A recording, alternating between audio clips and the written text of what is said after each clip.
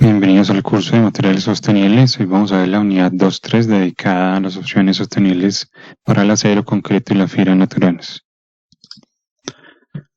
Bueno, hablando un poquito del acero, el acero ha sido usado como material de construcción desde finales del siglo XIX. El acero estructural provee alta resistencia mecánica, conductividad. El problema del acero viene con su baja resistencia a la corrosión. Sin embargo, pues es un material sostenible desde el punto de vista de que se puede reciclar 100%. Las construcciones se diseñaban con barras, placas y ángulos que eran remachados. Aquí tenemos una imagen de una construcción histórica a partir de acero, donde se utilizaban remaches en este caso. Aquí hay otros tipos de construcciones de acero. Como les digo, el problema del acero es su exposición al medio ambiente cuando está solo. Entonces, básicamente hay que protegerlo contra el medio ambiente. Si el acero no es un acero anticorrosivo o que resista la corrosión, entonces hay que agregarle pinturas o recubrimientos pues, para protegerlo.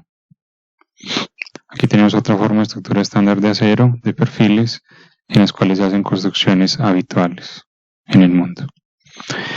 La tendencia con la construcción del acero sigue hasta el día de hoy, siendo una continua repetición económica entre el acero, el concreto y otros materiales estructurales. Como veíamos en la anterior unidad, el acero y el concreto son dos de los materiales que más se producen a nivel mundial.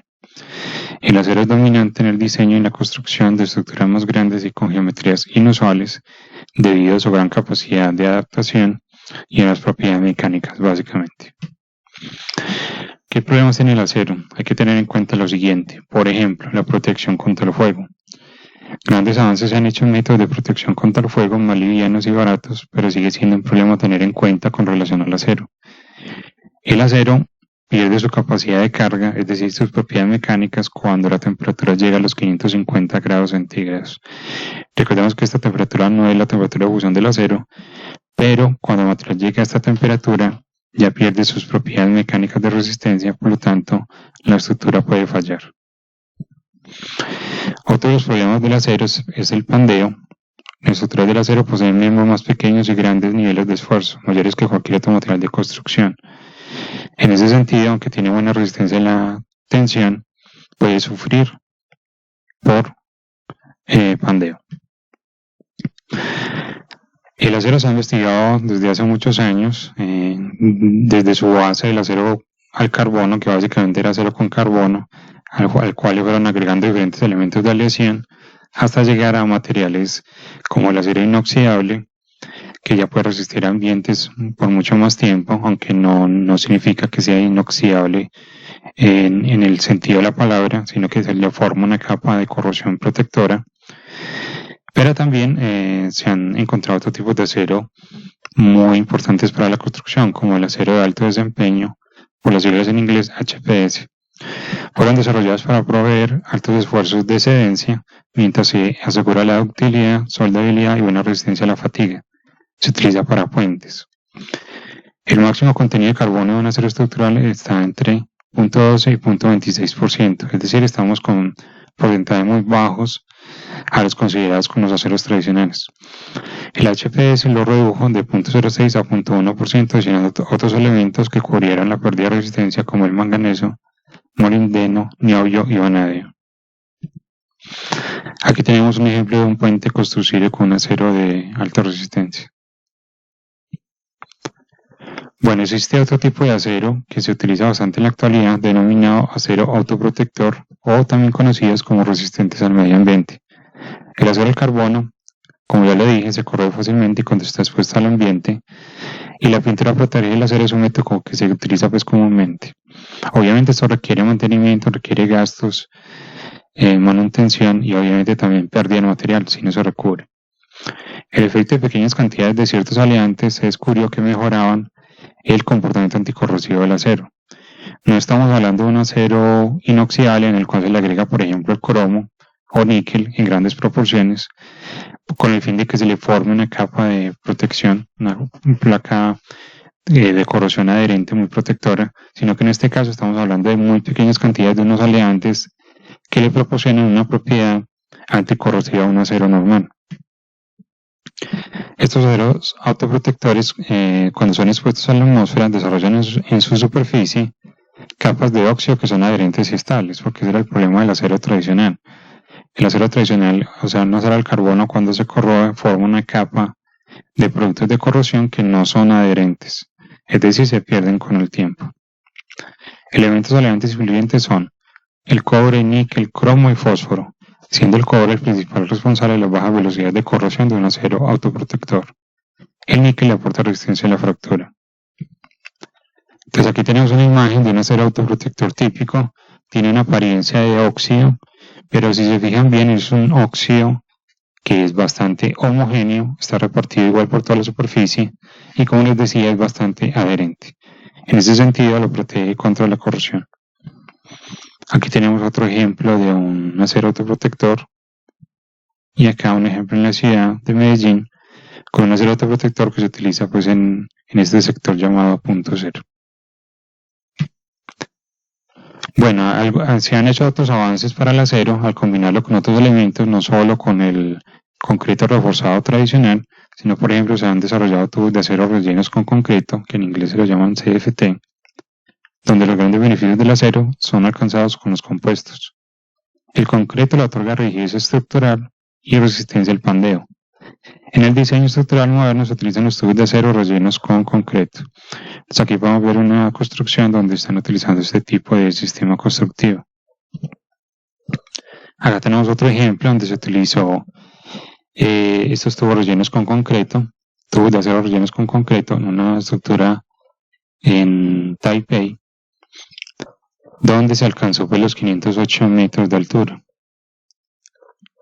Una estructura bastante imponente en Taiwán, y pueden ver en un video en YouTube donde explican cómo se hizo toda la construcción. Aquí tenemos una imagen mucho más lejana donde se ve la imponencia del edificio. Aquí tenemos otra construcción típica con tubos de acero rellenos con concreto en esta biblioteca central en la ciudad de Seattle, en Estados Unidos. Y aquí otra imagen de la misma biblioteca. Bueno, eso en cuanto al acero como tal. En cuanto al cemento, hay que recordar los elementos que componen el cemento. Recordemos que el cemento lo componen diferentes elementos cerámicos, o como los llamamos también materiales cementicios, que son los materiales más antiguos de la construcción. En la antigüedad se utilizaba la caliza calcinada en el Medio Oriente. Los griegos y los romanos produjeron morteros de cal hidráulicos mezclados con cenizas volcánicas.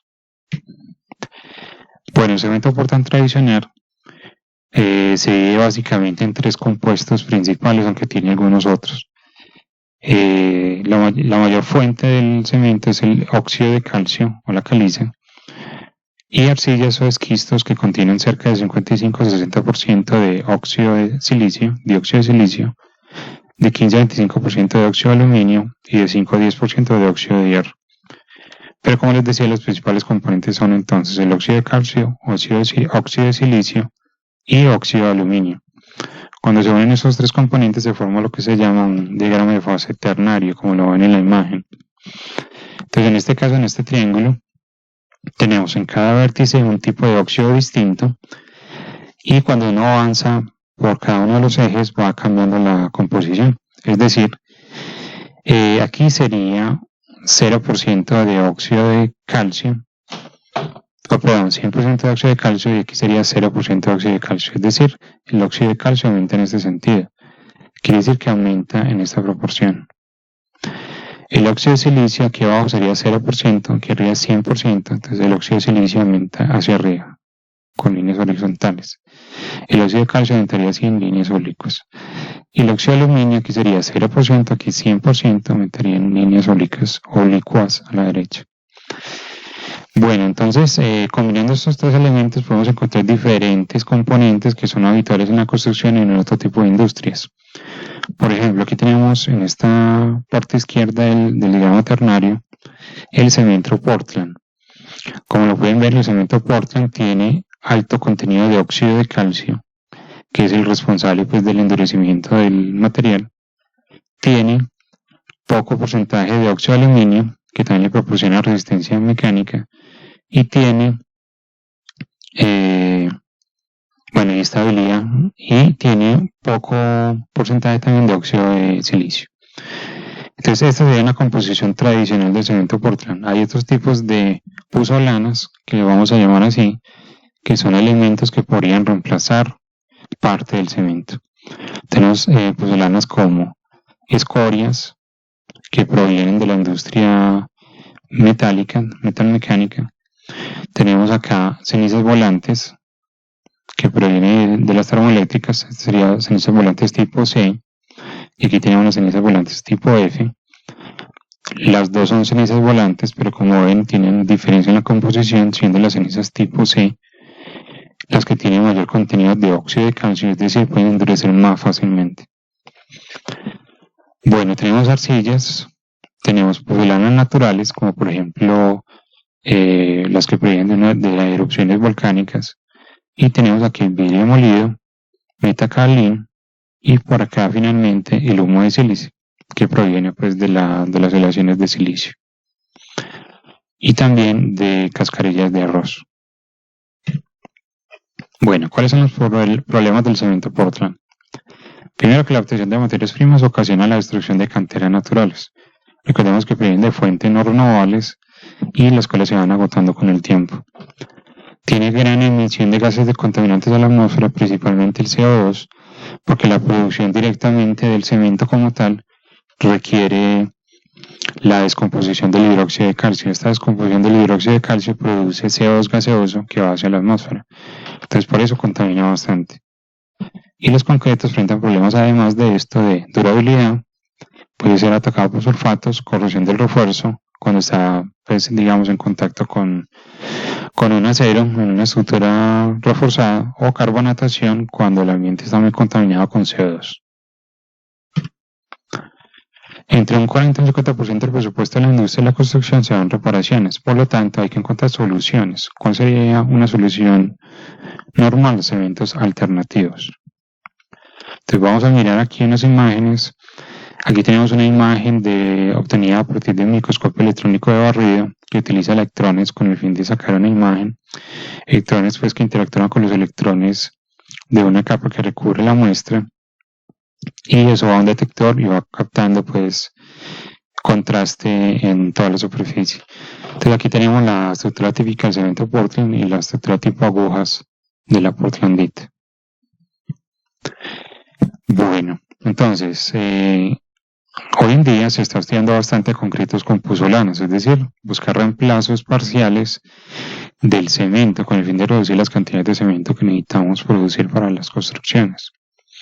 Las puzolanas son materiales silíceos o sílico-aluminosos que por sí mismos poseen poco o nulo valor cementante.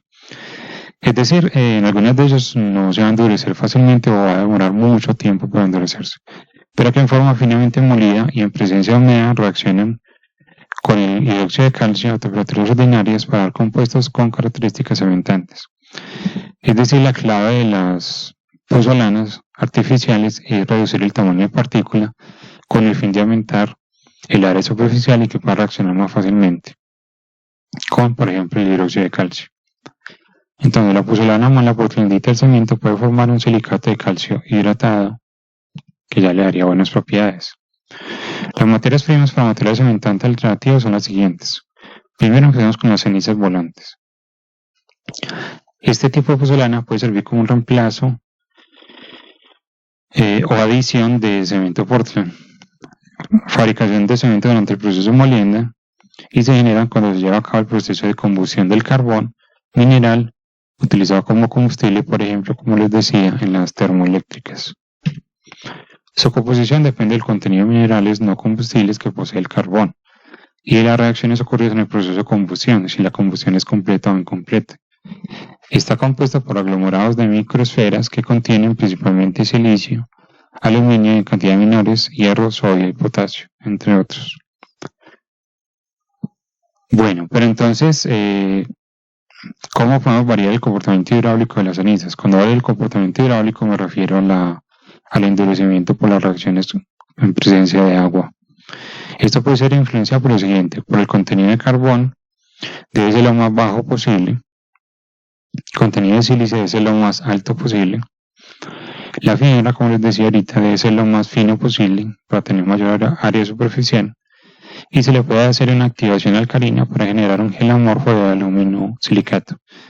Es decir, en algunos casos la ceniza volante se le activa alcalinamente,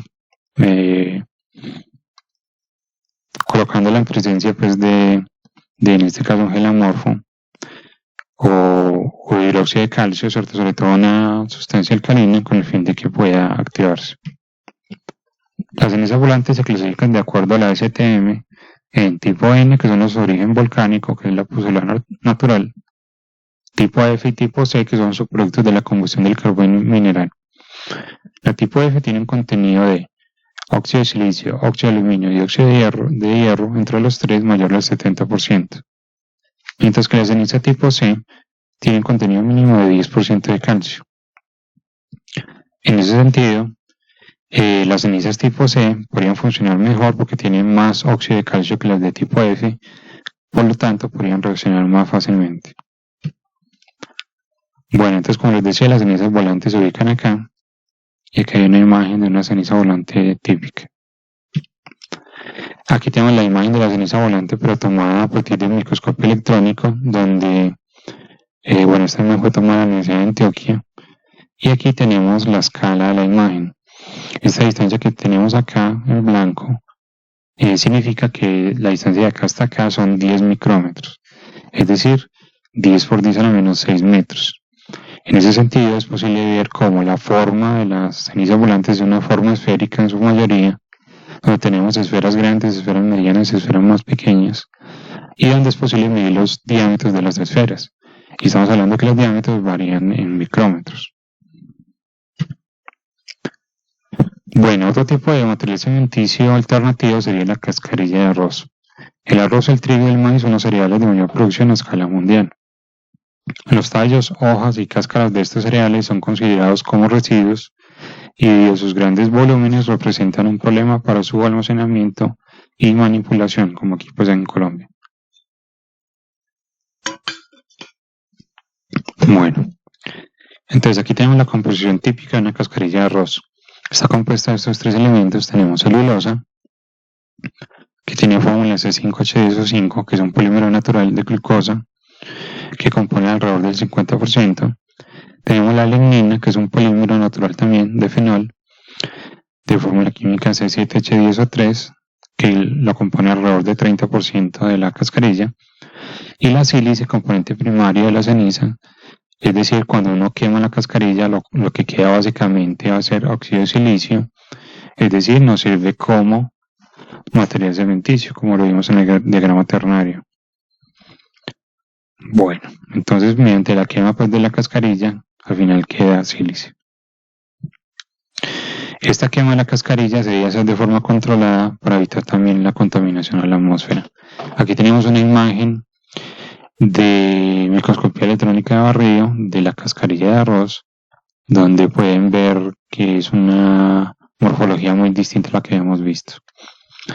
Pero ya digamos, si viéramos la ceniza que queda al quemar esta cascarilla, ya sería partículas mucho más finas.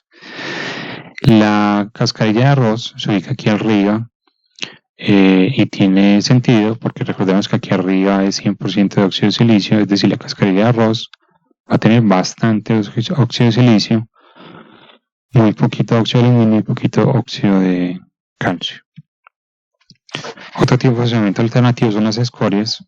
La escoria es el residuo de producción metalúrgica de la producción de metales o del refinamiento de impurezas metálicas. Son ricas en cal, sílice y alúmina, es decir, similar al cemento, con elementos similares al cemento Portland. Cementos puros con escoria reaccionan lentamente, por lo que deben ser activados comercialmente. Dosis típicas de escoria están entre 15 a 39% en peso de cemento. Igual aquí tenemos la imagen del microscopio electrónico arriba de la escoria. La escoria recordemos que se ubica en este punto en promedio y aquí tenemos unas formas un poquito más complejas, ciertas aglomeraciones que no dejan reaccionar tan fácil este material con el tiempo. Otro cemento alternativo son los humos de sílice. El humo de sílice es un subproducto de las aleaciones de ferrosilicio y es comúnmente utilizada para hacer los concretos más resistentes. Esto es debido a que el humo de sílice es una partícula bastante fina, por lo que puede llenar los poros que posee el cemento, y el concreto, para hacerlo mucho más resistente. Normalmente se adiciona de 8 a 10% en peso de cemento, pero es un material bastante costoso. El humo de sílice afecta las propiedades del cemento como sigue. Primero que todo, elimina el crecimiento del hidróxido de calcio en la interfaz agregado-cemento. Otra forma, el hidróxido de calcio en silicato de calcio hidratado mediante reacciones puzolánicas. Elimina muchos de los poros grandes en la interfaz agregado-cemento, haciéndolo más denso. Esto debido a lo que les decía, que como tiene una partícula más fina, puede llenar los poros vacíos de la matriz. Aquí tenemos ya la imagen del humo de sílice.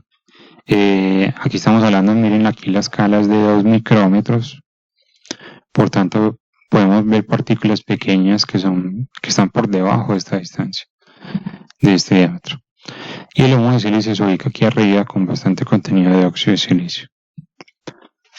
Bueno, otro tipo de pozolana es el vidrio molido. El vidrio tradicional es una mezcla de óxido de silicio, óxido de sodio y óxido de calcio en estas proporciones, que se conoce como el vidrio sódico cálcico, el de las ventanas tradicionales, por ejemplo.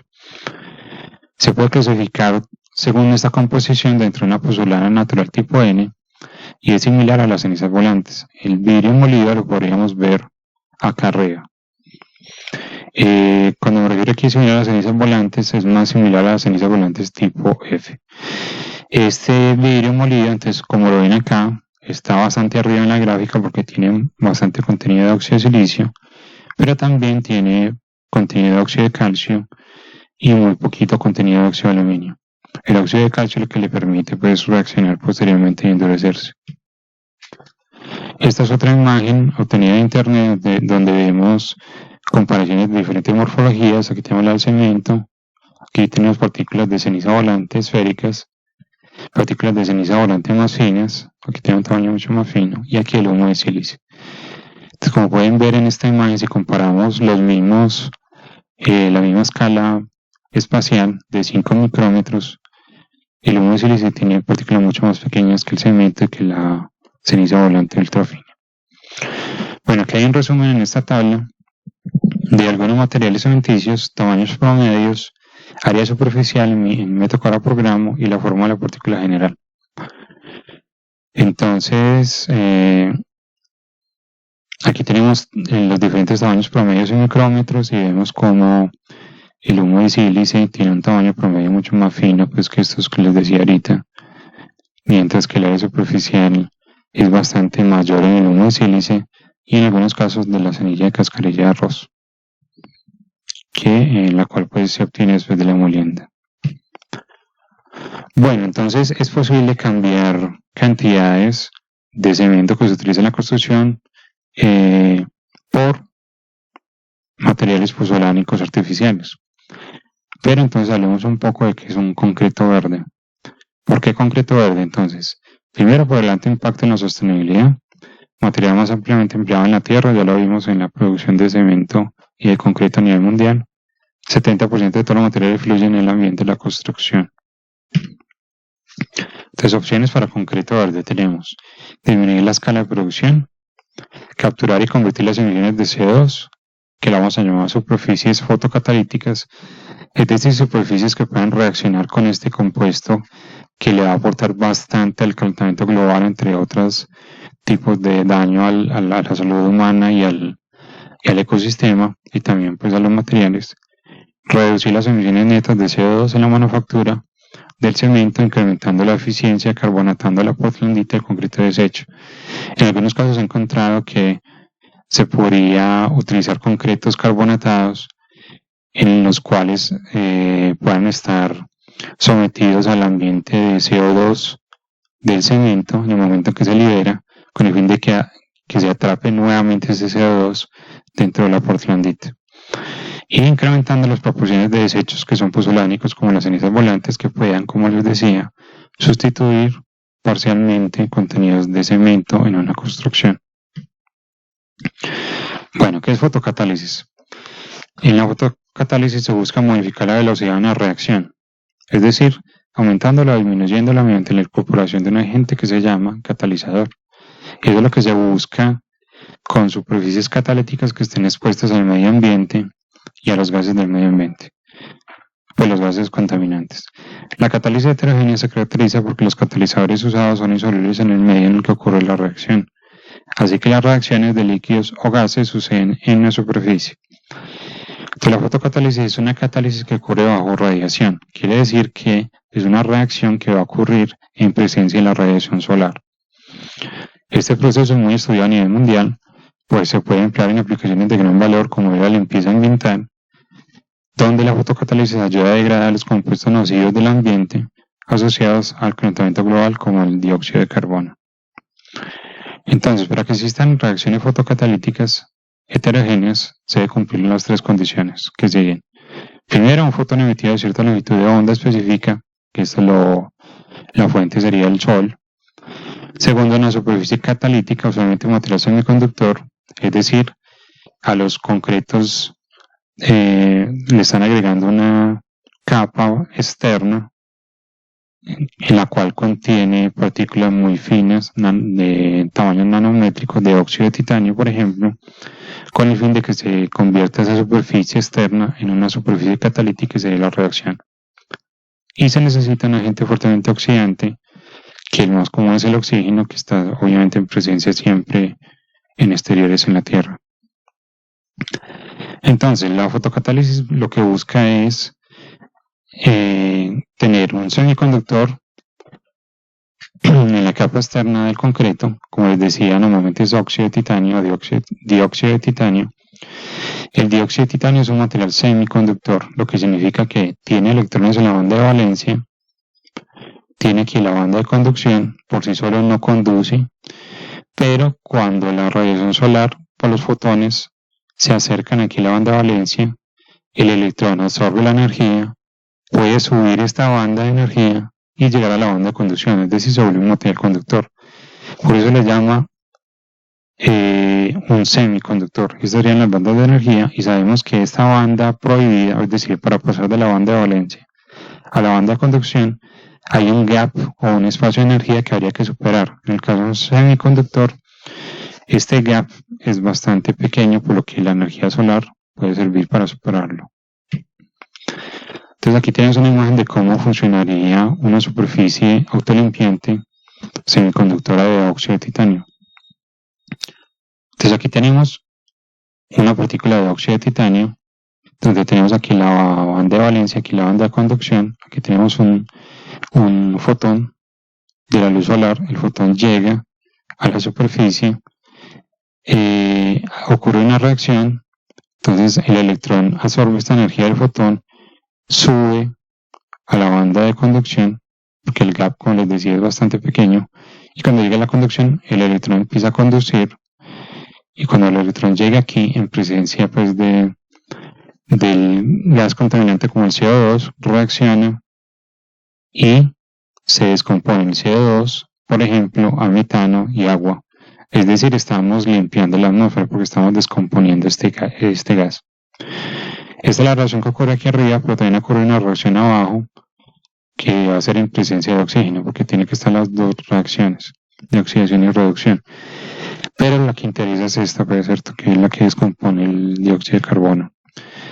También pueden ocurrir reacciones de limpieza de óxidos de nitrógeno, donde aquí tenemos la secuencia, otra vez en una superficie rica en óxido de titanio, que con la acción de un fotón solar se descompone, libera electrones, y estos electrones posteriormente, por diferentes reacciones, va a ocurrir una descomposición del NO2, por ejemplo en este caso a ácido nítrico, de esta forma limpiando la atmósfera.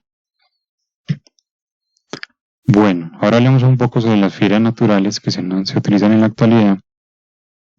Recordemos que casi todos los edificios construidos hasta la mitad del siglo XIX eran hechos de materiales naturales, los cuales incluían la madera, fibras derivadas del bambú y otras fibras naturales. Y al día de hoy estamos tratando de volver a este tipo de construcciones. En ese sentido se habla de una arquitectura vernácula, que es aquella que se constituye de tradición regional. es decir, de materiales que estaban disponibles cerca pues de donde se hacían las construcciones y se hacía tradición sobre ello.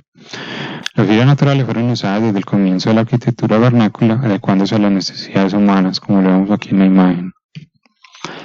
En esta otra imagen tenemos, por ejemplo, lo que son puentes construidos en bambú, por ejemplo este puente en China. Y aquí tenemos imágenes de estructuras hechas con paja, que como les decía el día de hoy se trata de volver a las construcciones tradicionales, como pueden ver acá. Aquí tenemos otro sistema constructivo, ¿cierto? Con fibras naturales. Bueno, mientras que la arquitectura no vernácula, es en la cual en la mayoría que se utiliza el día de hoy, usa los mismos materiales tradicionales que contaminan el medio ambiente y que disminuyen las fuentes de recursos, como el concreto, el acero, vidrio y mampostería. Pero bueno, esto se ha hecho obviamente debido a los requerimientos de estandarización, es decir, que los materiales cumplan normas, y también la aceleración de los procesos de construcción. Como resultado se ignora la realidad local la mayoría del tiempo. Entonces, las fibras vegetales son de interés en la industria de la construcción. El problema en la actualidad es que no se han encontrado fibras naturales las cuales puedan competir con las propiedades del acero o de una fibra de carbono, por ejemplo.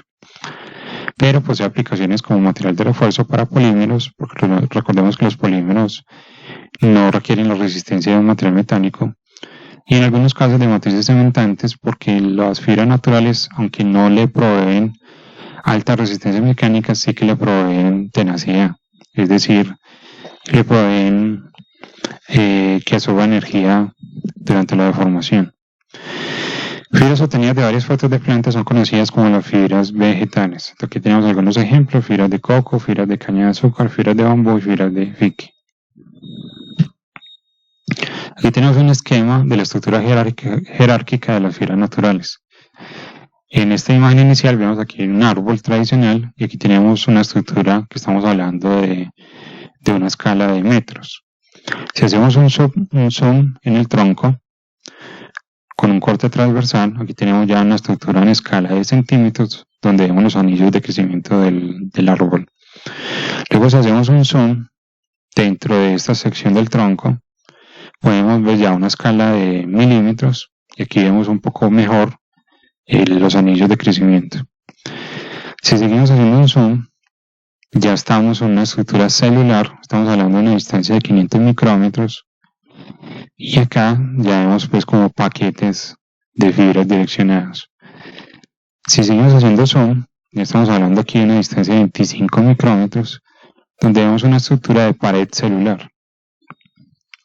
Seguimos haciendo zoom, aquí ya tenemos un material compuesto natural que sería una estructura fibra matriz, donde la fibra sería la celulosa, pues la fibra natural, y la matriz sería el polímero natural como la lignina, y aquí tenemos una distancia de 300 nanómetros. Si seguimos haciendo zoom a una de estas fibras, ya podemos ver la estructura de la fibra como tal, con una distancia aquí de 10 nanómetros. Vamos a ver partes cristalinas y partes amorfas. Y si finalmente le seguimos haciendo un zoom a una de las partes externas aquí de la fibra, ya vemos la estructura molecular de la celulosa ya como tal, donde aquí la escala sería de 1 nanómetro. Bueno, entonces esta es la estructura basada pues en fibras de celulosa que le otorgan resistencia y alto rendimiento pues al material polimérico natural. Los componentes de las fibras naturales son, entonces las fibras vegetales son compuestos naturales con estructura celular. Poseen diferentes proporciones de celulosa, hemicelulosa y lignina. La celulosa es un polímero natural que contiene glucosa, mientras que la hemicelulosa es un polímero hecho de varios polisacáridos, y la lignina es una mezcla de polímeros amorfos y heterogéneos, que se van a llamar polímeros aromáticos.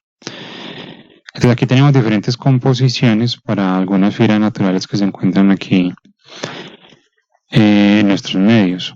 Por ejemplo, el bagazo de caña, la hoja de banano, tronco de banano, fibra de coco, el tejido de coco, el eucalipto y el sisal. Entonces Entonces aquí tenemos las diferentes composiciones que tienen cada uno de estos tipos de fibra de lignina, celulosa y hemicelulosa. Las fibras poseen diferentes composiciones, como lo pueden ver acá, por ello se espera diferente comportamiento dentro de una matriz de cemento. Entonces otro de los problemas de las fibras naturales es que no se puede garantizar la homogeneidad en las propiedades mecánicas, porque como van creciendo de forma distinta en la naturaleza, van adquiriendo diferentes propiedades, por lo tanto, no se espera una estandarización fácil para utilizarla como material dentro del cemento. Bueno, pero se ha encontrado que removiendo la lignina se incrementa el contenido de celulosa y como resultado se tiene mayor resistencia mecánica. Entonces, una de las claves de mejorar las propiedades de las fibras naturales es eliminar la lignina. Las fibras naturales tienen alta resistencia a la tensión y bajos módulos de elasticidad. Aún así, el desempeño de la tensión puede ser comparado hasta cierto punto con fibras sintéticas. Aquí lo podemos ver en esta imagen. Tenemos aquí fibras naturales y aquí por último tenemos dos fibras artificiales como la fibra de polipropileno y la fibra de PVA. Y aquí en las dos últimas columnas tenemos lo que es la resistencia a la tensión. Entonces podemos ver por ejemplo que el cáñamo posee una resistencia a la tensión en megapascales mucho mayor que el polipropileno, por ejemplo, o igual al PVA. Mientras que el módulo de elasticidad, obviamente aquí sí cae bastante la rigidez del material porque tiene módulos de elasticidad muy bajos comparados con otros materiales sintéticos. Pero de nuevo, por ejemplo, el sisal o el bambú va a tener una rigidez mucho mayor que un polímero sintético como el polipropileno. Bueno, y obviamente aquí tenemos la solución de humedad. Tenemos que el caso de las fibras de banano son bastante húmedas, eso también puede ser contraproducente porque cuando la fibra natural absorbe humedad se hincha el material, por lo tanto cambia las dimensiones y puede generar tensiones internas dentro de un material cementicio. El cáñamo como tal también tiene una absorción relativamente alta, mientras que la más baja en este caso sería la de fibra de coco. Bueno, aquí en estas imágenes tenemos unas gráficas de esfuerzo en megapascales contra la deformación en porcentaje de diferentes tipos de fibras naturales, dentro de las cuales, como les decía aquí en la tabla, por ejemplo, la fibra de coco es el que tiene más baja rigidez. Lo pueden ver acá en la imagen con esta pendiente bastante poco pronunciada, por lo tanto una rigidez muy baja, un módulo de elasticidad muy bajo. En ese sentido hay otras fibras que tienen mayor rigidez como las fibras de kenaf, por ejemplo, o las fibras de piña. Bueno, otros de los problemas de las fibras naturales son su durabilidad dentro de una matriz de cemento. En las fibras naturales ocurren procesos de envejecimiento en ambientes húmedos en los cuales puede sufrir reducción de resistencia y tenacidad. Y se puede dar una fractura frágil debido a la combinación de debilitamiento de las fibras por un ataque alcalino, mineralización de las fibras y variación volumétrica debido a la absorción de humedad que les decía ahorita. En este caso, como la fibra, si va a estar sometida dentro de una matriz de cemento, va a estar en contacto con un ambiente alcalino todo el tiempo por el hidróxido de calcio del cemento. En ese sentido, este hidróxido de calcio lo que puede hacer es adherirse aquí a las paredes de la fibra natural. En este caso, por ejemplo, vemos una fibra de sisal, haciendo que haya migración de productos de hidratación, acercándose pues aquí a la fibra, y dentro de la fibra se da lo que se conoce como la mineralización, o es decir que el calcio, el hidróxido de calcio, este ion se va adhiriendo aquí en la estructura y lo va volviendo mucho más frágil. Por tanto va perdiendo propiedades como ductilidad y tenacidad y va fallando pues con el tiempo. Aquí hay una demostración de cómo ocurre la mineralización. Aquí tenemos en la imagen izquierda microscopía electrónica de barrido con diferentes distancias, y aquí vemos una fibra natural y aquí alrededor esta región oscura negra es la región donde se está dando la mineralización. Es decir, aquí vemos contundentemente cómo el ion calcio del hidróxido de calcio viaja hacia la parte externa de la fibra. Esto se demostró utilizando un detector de elementos, el cual puede medir diferentes puntos dentro de la imagen. Y por ejemplo, al medir en este punto, se pueden encontrar aquí iones de calcio, comprobándose que se da una mineralización. Pero ahora veamos qué tratamientos se pueden hacer contra este mal desempeño dentro de una matriz cementicia. Entonces, primero se puede hacer impregnación de las fibras con agentes bloqueadores y agentes repelentes al agua. Entonces, se han estudiado, por ejemplo, como silicato de sodio, sulfito de sodio, sulfato de magnesio, compuestos de hierro, cobre o bario y sales de sulfito, pero ninguno de esos ha mejorado la durabilidad. Mientras que repelentes al agua que han funcionado incluyen el ácido esteárico, el acetato de polivinil, cera de amida, aceite de silicona, látex, también no han funcionado. Pero los que sí sería el ácido esteárico, por ejemplo. En ese sentido, aquí hay un área de estudio que se puede seguir explorando con investigación. Bueno, otros tratamientos para mejorar la durabilidad de las fibras sería el sellado del sistema de poros de la matriz. El sellado mediante pequeñas gotas de cera o polvo de estearato de zinc ha mostrado resultados promisorios. O también la reducción de la alcalinidad de la matriz. Estaba hablando de la matriz de cemento, que recordemos que es bastante alcalina por la producción alta que tiene de hidróxido de calcio. En ese sentido, se ha encontrado que si se disminuye la alcalinidad de la matriz, se puede mejorar el desempeño de una fibra natural. En ese caso, se han realizado estudios de reemplazar parte del cemento por materiales pozolánicos como la alúmina y con modificaciones con humo de sílice, escoria, ceniza volantes o pozolanos naturales, con el fin entonces de que se reduzca la cantidad de cemento dentro de la matriz y por tanto se disminuya la alcalinidad al producirse menos hidróxido de calcio.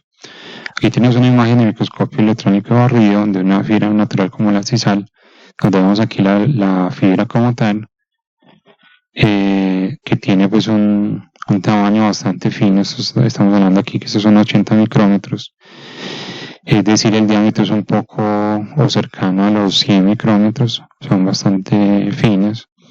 Y aquí vemos un zoom dentro de la parte interna de la fibra, donde se ven las fibras de celulosa. Lo mismo acá, aquí tenemos una imagen de fibras de coco. Bueno, y finalmente entonces para acabar esta unidad, aquí se trae algunos trabajos de investigación que se han realizado en el Politécnico Colombiano Jaime Sasa Cadavid, en el programa de Ingeniería Civil, con monografías de estudiantes. En el 2015, David Esteban Reyes Campo trabajó sobre el uso de la fibra de coco para mejorar las propiedades mecánicas del concreto. Él utilizó un concreto con una composición 1,2,4 de cemento, arena y agregados y se modificó con 0,46 y 0,62% en peso de fibra de coco. Esta es la fibra de coco que se utilizó en ese trabajo, una imagen de microscopía obtenida en la Universidad de Antioquia, donde se puede ver el tamaño de la fibra, que en este caso es un poco mayor a la que les mostré anteriormente. Aquí estamos hablando de estos 100 micrómetros, es decir, el tamaño acá es casi por encima de los 300 micrómetros en diámetro. Y se ve la apariencia rugosa de las fibras, que esto le puede servir para que se adhiera mejor el cemento. Bueno, aquí tenemos los resultados de las propiedades mecánicas. Entonces aquí tenemos en el eje X el tiempo en días de los concretos, en el tiempo de curado, y en el eje Y la resistencia y la compresión en megapascales. Entonces tenemos tres gráficas. En la parte de arriba, que es este triángulo, sería el de 0% de fibras, es decir, es el blanco o el material que vamos a comparar. Entonces en este caso se puede ver sin lugar a dudas que el material de concreto sin fibra tiene mejores propiedades mecánicas que cuando se le agregan fibras. Es decir, cuando se agregan fibras, la resistencia y la compresión disminuyó. Eso por un lado. Pero por otro, cuando se observó la falla mecánica en la compresión, aquí podemos ver en esta imagen, se ve que las fibras tratan de mantener unida la estructura, es decir, le otorga un poco de tenacidad en el momento de la falla, aunque en ese momento pues no se midió la propiedad de tenacidad. Además, en estas gráficas vemos también la variación de los resultados, porque recordemos que cuando se hace un estudio experimental, hay que realizar varias muestras con el fin de graficar los promedios, que serían los puntos oscuros que vemos en la gráfica, y obtener la desviación de los resultados, es decir, la variación de los resultados, con el fin de sumarlo y restarlo del promedio, para poder tener una certeza de si se aumenta o no una propiedad determinada. Bueno, aquí la curva del medio sería concretos con 0.46% en peso de coco, y la curva de abajo sería con 0.62% en peso de coco. Entonces, entre mayor porcentaje de fibra de coco, las propiedades mecánicas disminuyen, a excepción a los 7 días de curado, que ahí casi no hay diferencia entre los dos. Y lo otro es que obviamente a medida que aumenta el tiempo de curado, vemos cómo aumenta la resistencia de los concretos. Bueno, pero se determinó que las fibras de coco no le aportan resistencia al concreto como tal. Aclarando también que estas fibras de coco se consiguieron de forma sintética sin ningún tratamiento. Mientras que acá, para el mismo estudio, tenemos lo que es la gráfica de la densidad en gramos por centímetro cúbico contra el tiempo de curado en días. Igualmente, en 7 días no hay una gran diferencia, sobre todo por estas grandes variaciones en la desviación estándar. Pero a 28 días, aquí tenemos el blanco, y se ve claramente que la adición de la fibra de coco disminuye la densidad del material. Bueno, aquí tenemos otro trabajo realizado por Andrés David Ortega Sánchez en el 2017. Él hizo un estudio del acerrín y su viabilidad para reforzar morteros sometidos a cargas de compresión. Entonces lo utilizó como material mortero con una relación 0.411 de agua, cemento y arena, y se modificó con 0.51 y 3% en peso de fibras de acerrín. Aquí tenemos la imagen de las fibras de acerrín, que son obviamente bastante rugosas, y aquí a la derecha una imagen SEM de microscopía electrónica de barrido del mortero luego de la falla. Un mortero que contiene 3% en peso de fibra de acerrín después de 28 días de curado, donde podemos ver el acerrín embebido dentro de la matriz de cemento. Aquí tenemos los resultados que obtuvo Andrés Ortega con los resultados mecánicos. Aquí tenemos el contenido de acerrín y aquí la resistencia a la compresión en megapascales. Entonces podemos ver que con 0% de acerrín no había una diferencia muy clara sobre la resistencia a la compresión, pero ya cuando estamos hablando estamos hablando aquí de 7 días. 7 días sería el rombo, que es este. El cuadrado son los de curvas para 30 días y el triángulo para 90 días. Entonces para 7 días no había una diferencia como tal. Se encontró que para los 90 días, por ejemplo, 3% de acerrín, en este caso,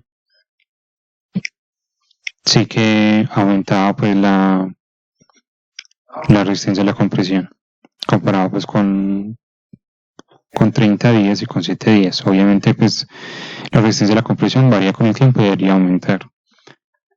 Bueno,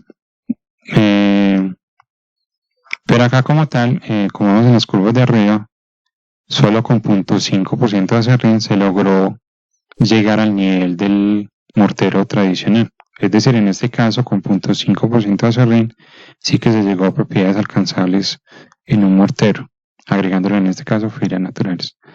Y aquí vemos la variación de la densidad con la resistencia a la compresión, donde vemos claramente pues que en este caso, que corresponde a baja densidad y baja resistencia a la compresión, es el caso de 3% en peso de fibra de acerrín. Es decir, en el escenario donde tiene más contenido de fibra de acerrín, va a producir menos resistencia a la compresión, pero también menos densidad. Y como ven, este valor se aleja bastante de este grupo, que está en promedio alrededor de 2 gramos por centímetro cúbico. Es decir, en este caso está por debajo de 1,8 gramos por centímetro cúbico, por tanto, este sería un mortero que se puede clasificar como un mortero liviano. Entonces, en algunas aplicaciones es posible que no se requiera tanta resistencia a la compresión, pero sí que se requiera que el material sea liviano. Entonces podría ser este un caso en el que se podría utilizar. Este trabajo se publicó en la revista Ingeniería y Desarrollo, revista colombiana, que lo publicó en el 2019. Bueno, el último trabajo que les traje es realizado por Daniela Betancourt y Edgar Restrepo, llamado Obtención de hormigones livianos mediante el uso de cemento modificado con ceniza volante y la incorporación de poliestireno esfumado, EPS.